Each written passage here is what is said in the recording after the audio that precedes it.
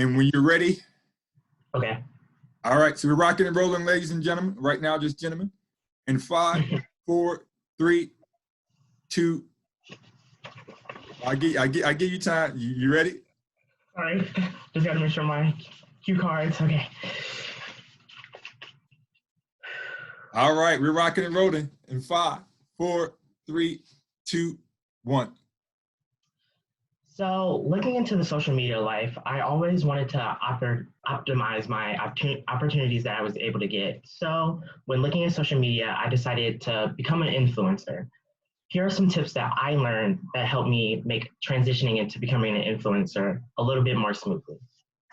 So there's about 6 to 7 tips I'm going to give you today. The first one is know your goals. So when becoming an influencer, it's great to know how you're going to start to become there. So set your goals. And of course, you want to set small and then slowly make bigger goals. So it's extremely important.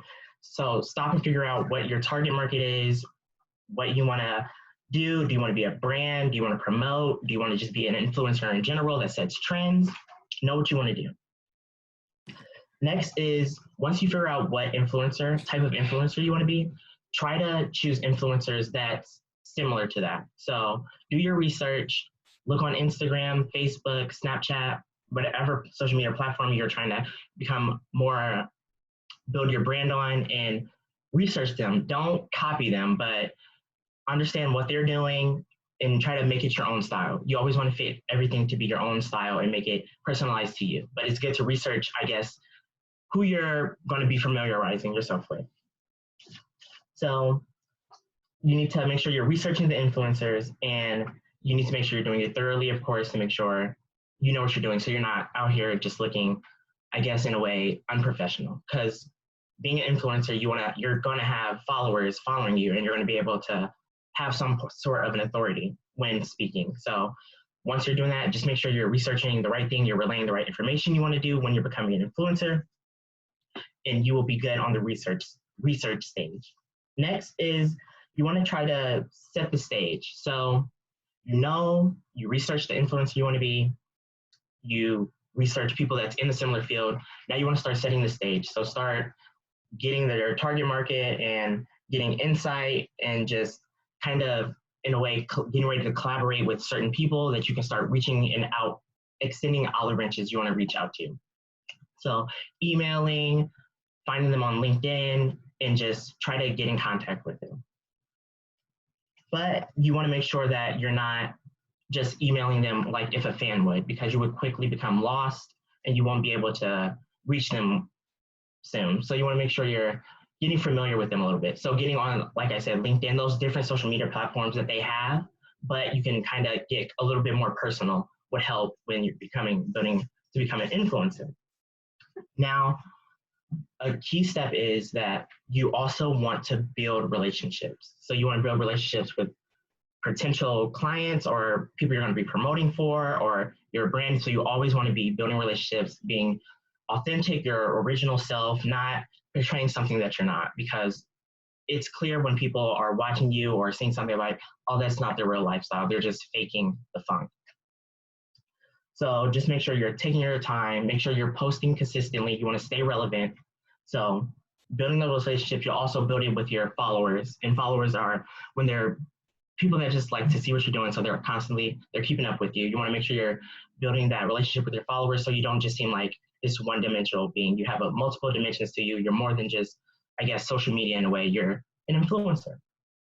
So, and like I said, with building a relationship with your followers, you also want to engage with them. So you don't, like I said, want to just be this untouchable thing or figure where you're just like, I'm up here and you're down here. You also want to engage with your followers. You want to comment, you want to like, you want to follow back the people you want to follow back, because you want to see more real human-like. So another good step is, like I said, collaborate. So once you're starting to build your brand, you know what you're doing, you want to start reaching out and going to other brands. For example, I'm a brand ambassador for the Northern Lights, and they're a workout company. So they gave me a promo code. I reached out to them, and I have a link that you can follow on my Instagram and slowly just collaborating to build my following. So more people are seeing me when I'm posting. I'm leaving my Instagram post open so more people can see them with hashtags of the Northern Lights so their customers can build and I can also get clients and followers as well. And it's building me as an influencer. I'm posting back, commenting back. So I'm not just seeming like this just figure that you can't touch. So when you're doing that, you want to also look at your data. So you want to know what's working and what's not working. So let's say for me, for example, if the brand ambassador thing isn't working, I'm not cut out for it. It's not something that's hitting. You might want to switch to something else. Maybe you want to try promoting instead, or just trying to set your own trends and do something different because there's different types of influencers and one thing might not work for you, but another thing might. So just look at your data, know what's not working, what is working, and if it's not working the best, maybe you want to improve on that and try to enhance that to make it better when moving on.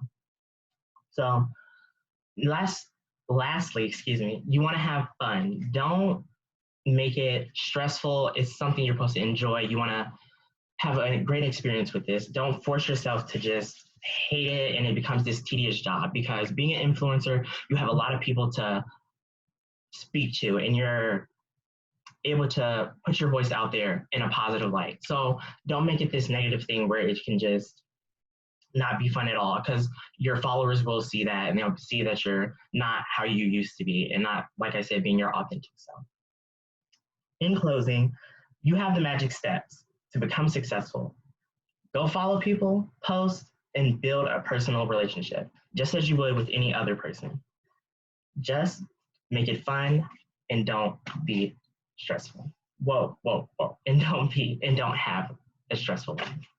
I'm Journey Bennett, and this was my speech.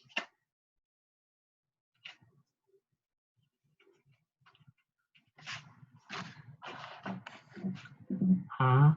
I can't hear you. Oh, you're muted, of course. All right, Journey, just stay up there for a second. Well, we'll just save all our comments for. Well, we'll just save all our comments for the sheet that I'll email you all because I'll give you this video. All right, good job, Journey. Thank you. Next up, based upon this, Will, I think you just go next. So you can unmute yourself, Journey. Yep. There we go. Oh no, wait. Pull it down. There we go. Yep, that looks good right there. All So right. we are rocking and rolling in 5, 4, 3, 2, 1. Wait, what's my speech? We haven't picked that out yet.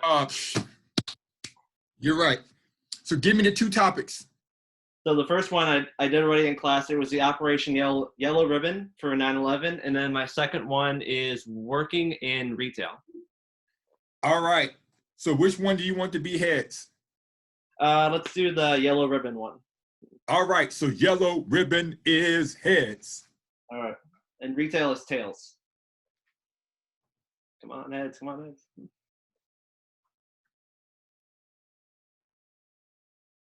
I can't see. Tails? Tails. Okay. So that's retail. Okay. So we are going to hear about retail in 5, 4. Do I not get the 30 seconds? Oh, okay. Yes, you're right. My bad. Some water. All right. Thumbs up. You're good? I'm good. Yeah. All right, gentlemen, we are rocking and rolling in 5, 4, 3, 2, 1. All right. For close to the past 3 years, I've been working in retail at a little place called Hobby Lobby. Looking back now in these almost 3 years that have passed, I think that everyone should work in some type of fast food or retail industry for some point of their lives. Even if it's only for a few months, like 6 months to a year, this way everyone knows the work that goes into being on the front lines, especially nowadays, and the responsibilities that come with it. So how stressful the job can be and also how it can be one of the most challenging, but also one of the most funnest jobs that you can ever be a part of. I got started in retail actually with Hobby Lobby not being my first job. My first job actually was Sky Zone, if you all know that, it's like a little trampoline park where kids can come and jump and whatnot. But then after that, about half of a year, I decided to switch over to retail because I found that to be a better job. I ended up joining Hobby Lobby. Didn't quite think I'd be there for as long as I am now, but I've been there coming up close to 3 years now in July, and it's something I would never trade for the world. With any type of retail job, you're going to run into stresses with the job and stresses with the customers. I cannot tell you how many times, especially with our work, going off personal experience, we don't necessarily price things the best, or our sales are very confusing a lot of the time. So we'll have customers that will say, oh, you have to honor the sale because the sign said so. Like people thinking that they're always in the right and we're always like the ones that make the mistake. And those jobs can be stressful when you have rude customers like that. But you got to learn how to, especially with me working there, I've learned how to adapt to rude people, how to respond politely, how to try to make the situation as best as I can and work on it going forward from there. And you're going to have stressful coworkers as well, but sometimes you got to just put on the suspenders and pull up the pants and get and essentially just build a bridge and move over it. And one of the last things I think is great about these jobs is even though it's stressful, it can be one of the funnest jobs you can ever have in the world. There are so many different friends that I made both down here in Florida and up in Indiana just from working at Hobby Lobby. Whether they are working there anymore or not, they've become lifelong friends that I know that I can trust with my life if need to. They're there for me no matter what, no matter if it's in work, out of work, anywhere, I can always count on them. And that alone makes the job so much better when you have a person there with you that just can make your day so much better when, let's be honest, working in retail is not the cleanest, brightest place in the world, but those people are there and they help so much. So in conclusion, working in retail can be one of the most stressful and frustrating jobs you can ever have. But at the same time, it could also be one of the funniest places and awesome jobs you can ever experience. I stand by what I said before. I think everyone should work in retail at some point in their lives to be able to understand what those working in it right now go through on a daily basis. Yes, it might not be the most glamorous or relaxing or high-paying job. You can't work from home in it, but what you get out of that job are skills that not only help shape your work career, but help shape you as a person and how you treat others in your life. And that's my speech. Good job, Brother Will. Good job. Good job. Next Thank you. up, let's go with, since I don't have the official list, either Josh or Brandon or Ray, who would like to go next? I'd like to go next. All right, let's go with Josh since he chimed in first. Lovely. So, all right, hold on. Will, if you'll mute yourself, and then I'll mute myself. Let me get my angles right. One moment. Whew. Would it help if I wore my headset while I was doing this? Can you hear me better, or would you want it off? It does sound better. Well, take it off right quick. I want to hear what that sounds like. Here's how it sounds with it off. Sitting on no, my put it back on. Pull it back up. Yeah, sounds way better. Yeah. All right, cool. We'll do that then. And if it comes out, I'll try to make sure it doesn't come out during the speech, so I won't move around too much. There we go. Can you still hear me? Yep. Perfect. All right. Whew. My two topics were... Your two topics. Yeah. They were when, why, and how, and my time working at Lowe's. When, why, and how, or your time working at Lowe's. Which one would you be heads? I'd like when, why, and how to be heads. Oh, let me flip that one more time. Oh, you're killing me.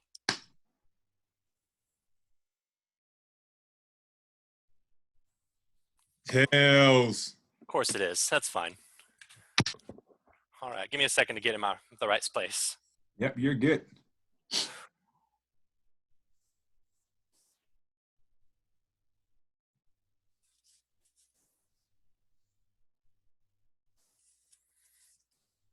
Okay, I'm ready to go. We are. And just a quick reminder, make sure you're jotting down questions while people are speaking that we're going to use for on Friday. All right, Josh, you're rocking and rolling in 5, 4, 3, 2, 1. My first real job was at Lowe's. I was working as a stalker part-time, which was pretty tough work. Of course, the job was only made more difficult as, for the bulk of the supply, they only did their stocking at 4 in the morning. So, while I was only a part-time stalker working the night shift, I learned a lot on that job in the way of persistence, accountability, and something I'll call being able just to get things done. So, I think I'll start getting it done with my first point, persistence. Now, I'd never had a real job before this. At most, my family would hire me to work out in a barn and move things out, or stay over at their houses and watch their kids, or maybe come over and move some stuff, mow the lawn. Although, now that I think about it, I've never actually been paid for mowing the lawn, but so goes it. And so when I first got my first real job at Lowe's working the 4 a.m. shift, I come in and I'd see pallets on pallets on pallets on pallets of stuff, blowers and mowers and grills, oh my. And so I had to build a lot of persistence because every day I'd come into work and I'd say, man, how am I going to ever get this done?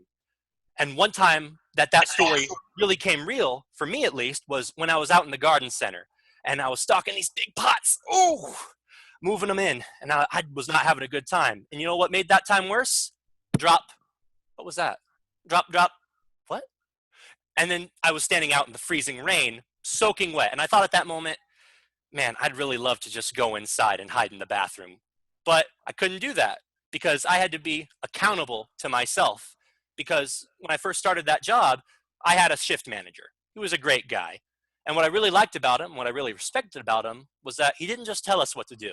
He'd actually work with us. And I really loved that. But for some reason or another, very early into my job, he got fired. And so we were all left to our own devices to figure out what we were going to do. For me, at least, I need structure. And structure helps me guide me to be a better performer. And a lot of my coworkers, they didn't have that sense of accountability to the self, of structure. They'd take longer breaks. They'd hide in the bathroom. If you haven't guessed by now, I'm a little envious of hiding in the bathroom there. And so you'd have to become a doer. You'd have to take initiative. You'd have to just get it done. And what getting it done means, it means not waiting to be told what to do. It means taking initiative on how do I do this thing, or where does this go, or what exactly do I do? You don't just stand there. You don't freeze. When you're trying to stock something on a real high shelf, you don't just stand there and go, oh man, what do I do here? I need to go grab someone, or no, it means you go get a ladder. It means that you pay attention and you go and do it, right? And sometimes you just need to do it. And so I think I'll just go ahead and do the end of my speech. With that said, I think that working the 4 a.m. shift at Lowe's taught me much in the way of persistence, working out in the freezing rain. It taught me to be accountable to myself, as no one was going to do it for me. When a customer would come walking by, I couldn't just ignore them and run into the bathroom. I'd have to stop, socialize, and many times I did quite well, I might say. And so with that in mind, it taught me much in the value of just doing something, of just facing your fears and working towards something. Thank you.